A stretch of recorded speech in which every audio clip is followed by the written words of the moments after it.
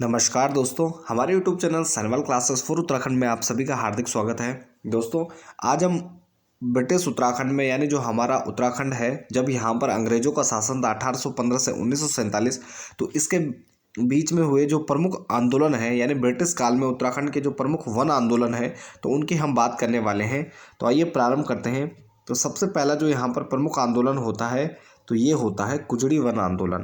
तो कुजड़ी वन आंदोलन ये टिहरी रियासत से संबंधित आंदोलन है, क्योंकि 1815 में हम देखते हैं कि जब यहाँ पर ब्रिटिश शासन स्थापित होता है तो उसके साथ ही जो ब्रिटिश अंग्रेज थे तो उनके द्वारा जो गढ़ राज्य है तो उसकी पुनर्स्थापना की जाती है, और जिसमें सुदर्शन शाह को यहाँ पर शासक बनाया जाता है।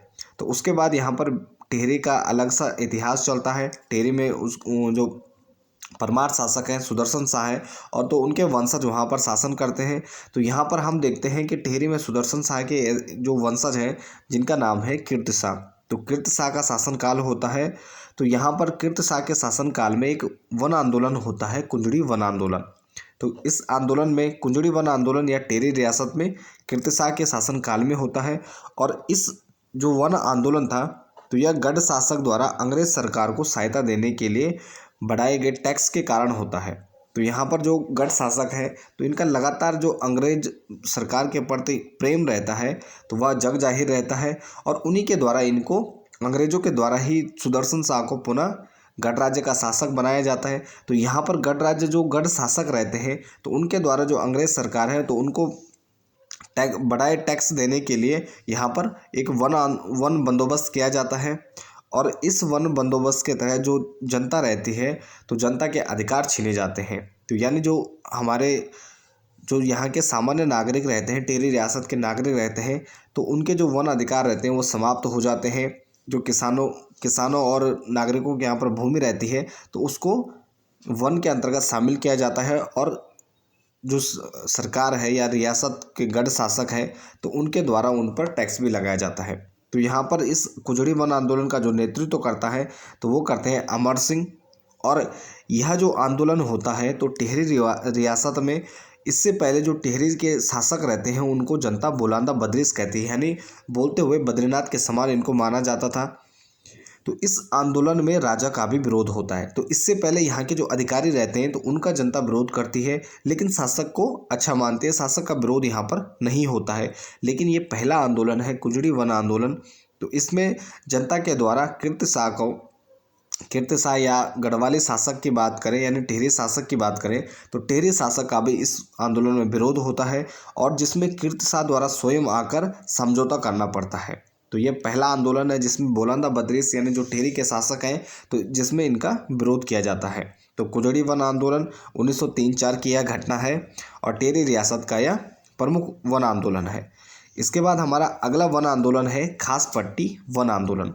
तो खास पट्टी वन आंदोलन की बात करें तो 1906-07 में जब यहाँ पर भूमि बंदोबस्त कराया जाता है तो उसके दौरान यह आंदोलन प्रारंभ होता है, जिसमें बेलमती देवी, भगवान सिंह और भरोसेराम के द्वारा इस आंदोलन का नेतृत्व किया जाता है।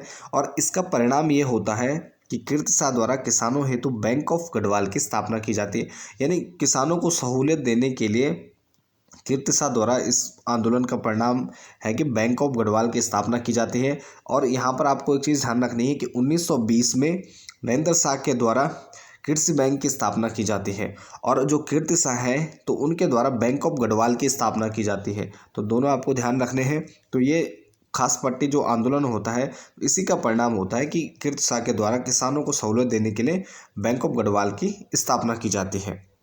इसके बाद असहयोग आंदोलन के दौरान हुए जो प्रमुख वन आंदोलन है तो इसमें 1919 से 22 में चमोली और पौड़ी में इसका प्रसार होता है।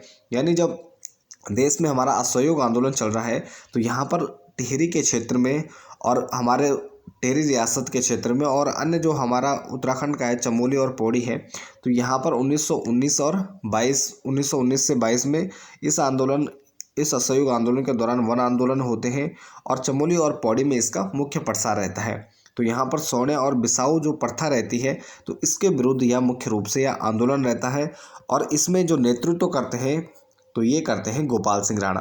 तो गोपाल सिंह राणा द्वारा इसमें मुख्य रूप से नेतृत्व किया जाता है, और गोपाल सिंह राणा को आधुनिक किसान आंदोलन का जनक भी कहा जाता है। तो उत्तराखंड में आधुनिक किसान आंदोलन का जनक कहा जाता है गोपाल सिंह राणा, और उन्हीं के द्वारा इसमें जो वन आंदोलन है उनका नेतृत्व किया जाता है। इस आंदोलन का जो विस्तार है तो कंकोड़ अखाल, रमोली, सकलाना पट्टी व 10 जिला पट्टी में मुख्य रूप से यहाँ आंदोलन विस्तृत होता है। और इसका परिणाम ये होता है कि जो ब्रिटिश सरकार है तो यहाँ पर हमारे उत्तराखंड के नागरिकों की जो वन की प्रमुख समस्याएं हैं तो उनको जानने के लिए एक कमेटी का गठन करते हैं, जिसका नाम है फॉरेस्ट ग्रीवेंस कमेटी। तो फॉरेस्ट ग्रीवेंस कमेटी का गठन किया जाता है 13 अप्रैल 1921 को, और यहाँ पर जो तत्कालीन कुमाऊं के कमिश्नर रहते हैं पी विंडम, ये इसके अध्यक्ष बनाए जाते हैं, और जो जोत सिंह नेगी हैं तो ये इसके सदस्य भी रहते हैं। तो फॉरेस्ट ग्रीवेंस कमेटी अंग्रेजों के द्वारा बनाई गई यहाँ की वन समस्याओं से संबंधित जो हमारे उत्तराखंड के नागरिक रहते हैं तो उनकी वन समस्याओं को जानने के लिए फॉरेस्ट ग्रीवेंस कमेटी का गठन किया जाता है।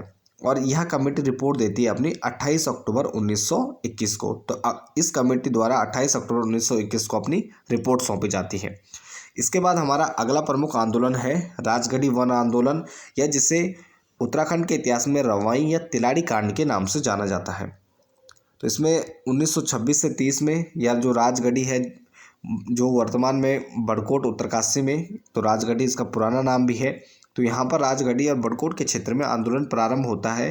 तो 1926 में जब working plan of Tehri state नामक कड़वा बंदोबस्त लाया जाता है, तो यहाँ पर जो शासक है तो लगातार जो भू राजस्व है तो उसको बढ़ाने के लिए यहाँ पर विभिन्न प्रकार के बंदोबस्त किए जाते हैं और जनता पर अधिक से अधिक टैक्स लगाने के प्रबंध किए जाते हैं ताकि अधिक से अधिक राजस्व प्राप्त किया जा सके। तो यहाँ पर जनता पर अधिक से अधिक टैक्स लगाया जाता है। तो इसी प्रकार से 1926 में एक working plan of Tehri state नामक एक कड़ा बंदोबस्त लाया जाता है, जिससे 1929 का भू बंदोबस्त से जाना गया। और 1929 में यह भू वन बंदोबस्त किया गया। और इस भू वन बंदोबस्त में जो इसके सृजनकर्ता रहते हैं, जो तत्कालीन वन अधिकारी रहते हैं पद्मदत्त रतूड़ी, तो उनके द्वारा ये जो भू वन बंदोबस्त था तो उसका सृजन किया जाता है। तो इनके द्वारा लाया जाता है। और यहाँ पर जो ये वन बंदोबस्त होता है तो इसके खिलाफ रवाई के क्षेत्र में एक आज़ाद पंचायत की स्थापना की जाती है। तो इसमें आज़ाद जो वहाँ की जनता है, रवाई की जनता है, तो इसका विरोध करती है और इसमें रवाई की जनता के द्वारा एक आज़ाद पंचायत की स्थापना की जाती है। यानी जो टिहरी रियासत के शासक हैं तो उनके कानूनों को मानने से इनकार कर देती है। और आज़ाद पंचायत को गठित करने का जो श्रेय जाता है तो ये जाता है दयाराम सिंह रावत जी को। तो दयाराम सिंह रावत यहाँ पर रवाई के क्षेत्र में आज़ाद पंचायत की स्थापना करते हैं। और ये जो वन बंदोबस्त था तो इसके तहत किसानों की भूमि को वन भूमि में शामिल किया जा सकता है। तो यहाँ पर इस बंदोबस्त के तहत 1929 में पद्मदत्त रतूड़ी के द्वारा जो बंदोबस्त लाया जाता है तो इसके तहत किसानों की भूमि को भी वन भूमि में शामिल किया जा सकता है। तो यहाँ पर जनता विरोध करने लगती है और इसका परिणाम ये होता है कि 30 मई 1930 को रवाई कांड घटित होता है। तो यहाँ पर जब जनता आज़ाद पंचायत के नेतृत्व में जब जनता आंदोलनरत रहती है और तिलाड़ी के मैदान में बैठक के लिए एकत्रित होती है, तो यहाँ पर जो टिहरी के दीवान रहते हैं या जो समय है तो यहाँ पर शासक टिहरी के शासक नरेंद्र शाह रहते हैं 1930 में। और यहाँ पर टिहरी के दीवान हैं दीवान चक्रधर जुयाल। तो दीवान चक्रधर जुयाल के द्वारा यहाँ पर यमुना तट के पास तिलाड़ी मैदान है उत्तरकाशी जिले में। तो यहाँ पर जब जनता आंदोलन के लिए जब एकत्र होती है तो उनके द्वारा दीवान चक्रधर जुयाल के द्वारा जनता पर गोलियां चलवाई जाती हैं, जिससे कई लोग इसमें शहीद हो जाते हैं। तो जब यहाँ पर इस प्रकार की तिलाड़ी कांड या रवाई कांड घटना होती है तो गांधी जी द्वारा इस घटना को गढ़वाल का जलियांवाला बाग हत्याकांड या उत्तराखंड का जलियांवाला बाग हत्याकांड से संबोधित किया जाता है। तो इसे उत्तराखंड का जलियांवाला बाग कांड भी कहा जाता है। और इस समय जो टिहरी के शासक रहते हैं वह रहते हैं नरेंद्र शाह 1913 से 46, और ये इस समय यूरोप की यात्रा पर रहते हैं। तो यूरोप देशों की यात्रा में रहते हैं नरेंद्र शाह, और उनके इस जब यूरोप की यात्रा पर थे तब यह जलियांवाला बाग हत्याकांड घटित होता है। और इस समय कुमाऊं कमिश्नर की बात करें तो कुमाऊं कमिश्नर है NC स्टफ 1925 से 31। तो 1930 में कुमाऊं कमिश्नर है NC स्टफ और टिहरी शासक हैं नरेंद्र शाह।